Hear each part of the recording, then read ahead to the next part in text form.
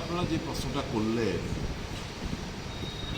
এটা আমিও খবরের কাগজে দেখলাম এবং সোশ্যাল মিডিয়াতে দেখলাম, যদি আমার চোখে পড়ে এটা তারা দলীয় ম্যাটার। আপনারা জানেন সারা রাজ্য জুড়েই তো জমির দালালি কুল্লাম চলছে, এখন তো কিছু নেতা নেত্রীরা এর মধ্যে জড়িয়ে যাচ্ছে। কাজে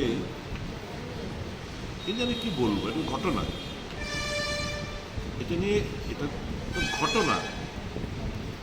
যে জমি কেনা বেচা দালালি এই জিনিসগুলো তো প্রত্যেকটি জায়গায় চলছে, আমার এলাকার ছাড়াও সারা রাজ্য জুড়েই চলছে।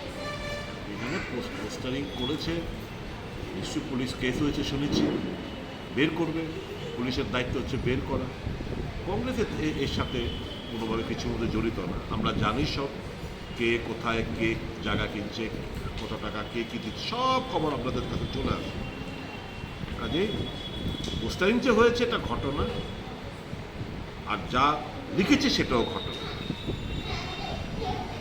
এর বাইরে আমরা নিন্দা জানাই, কী বলবো, ঘটনা সবাই জানে সেটা।